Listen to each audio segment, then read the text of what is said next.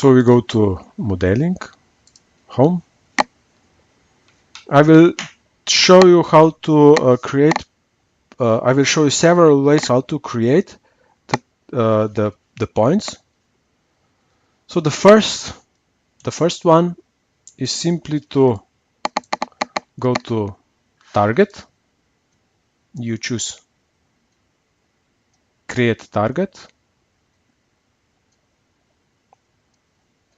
and before that you have to also choose in which coordinate frame you want to teach the target. Of course, you want to teach it in work object 1, so we select work object 1 and set is an active. If you leave work object 0 as active, then these points will be referenced to global coordinate frame.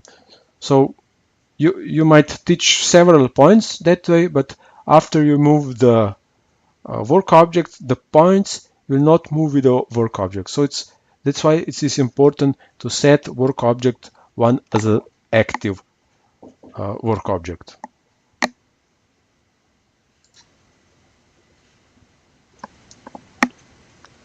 So now we will teach some points on the edge. You can already see that there is a small sphere which attaches to particular points on the edge. I will also choose here body selection, and I will first click inside of the window and click on the, let's say, particular point. That's this one, and you have point 1. And then you can click on next one, on next one, and so on. And you get several points. And you press create. So this is one way how to create point. But this is not the fastest way how to create points.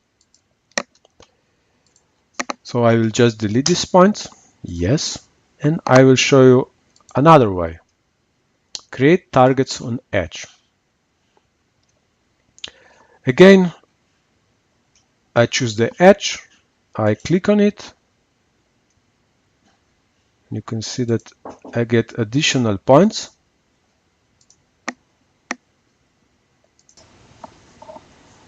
So this is the other way how to add points. I then press.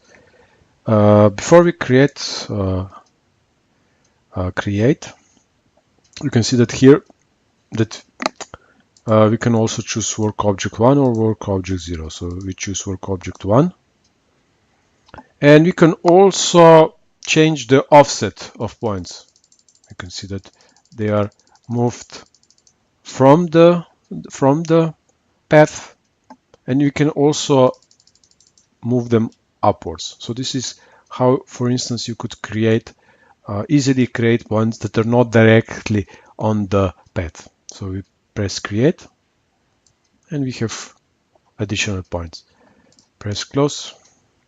But this is not, again, this is the second way how you can do it, but it's not the fastest one. So I will show you the final option how to do it, which is the fastest one. I will also delete these points, and I will go now to not to target but to path, and I will choose auto path. And you can see that select edges or curves in the graphics window. This is the graphics window. Hold down the Shift key and key to extend selection. So you can press on individual edges, or you can press Shift, and you can see that you get the entire edge. So I will now just click it, and you get points. And you can choose the number of the points. So for instance, you can increase the number of the points by selecting smaller tolerance. You can also choose the start and end offset. And you can also, for instance, choose a point approach above the starting and ending point. So let's just press OK. let's select work object 1 as an active, and we press create. And we get additional points.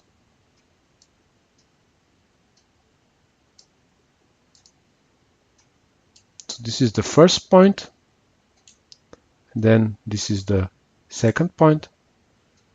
We have chosen to for the depart and approach. So this is the approach point, and the last one is the part point. So this is the last one. It's basically very near to the first point because the robots goes around. So these are the points. This is the fastest way how to create the points. We will now test if the points move with the work object. So you go to layout, you choose Alu block, and we will slightly rotate it in the local coordinate frame.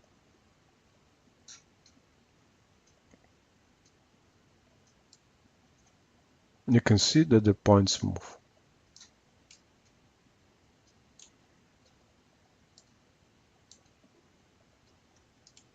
Okay.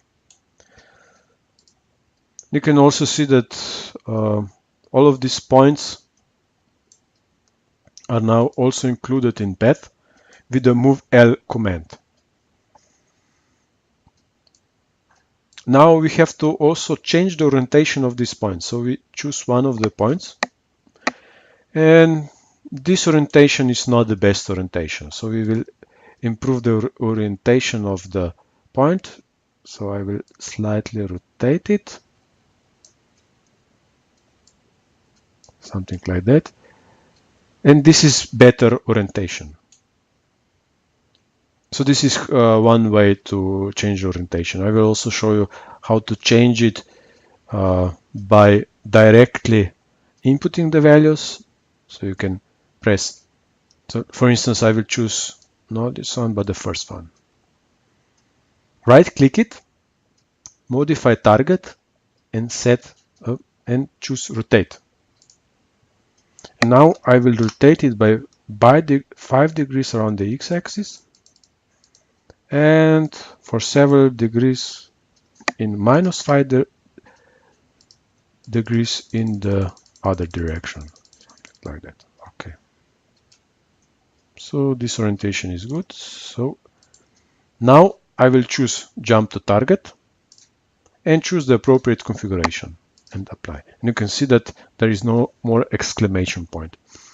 So this orientation is okay. So I will copy this orientation. So right click on the target 40, copy orientation, and now I will choose all the points. I will select all the points, and I will right click it and choose apply orientation. And now all the points have the same orientation. You can still see that the exclamation point is still on the other points. So you choose right click it and jump to target and choose configuration and so on. So you can do that for all the points, but if you have many points and they are already included in path, like here, you can click on the path, right click it, and choose configuration auto configuration. And it will auto configure for all the points. You can now go back to the list of the points, and you see that none of the points has exclamation mark. Okay. So now we can also test if the robot is able to move along this path. Again, right click it. You choose move along path.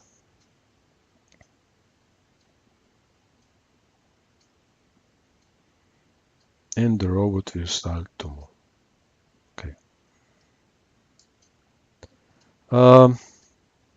So basically we have 2 points, two paths, but of course we want to first move to point 10, 20, 30, then go to move to 40, and then do all the path and go back to 30, 20, and 10.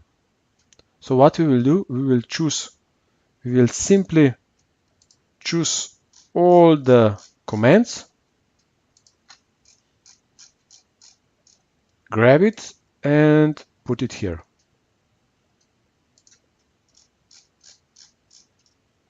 You can also copy a MoveJ command 30. We just press copy. I will go here and I will press paste. No. And we can now, since all the points are now included in path 10, we can simply delete path 20. Delete. Yes.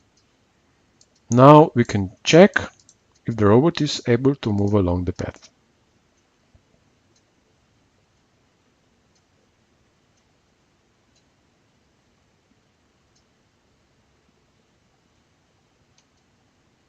Okay, so this is one path.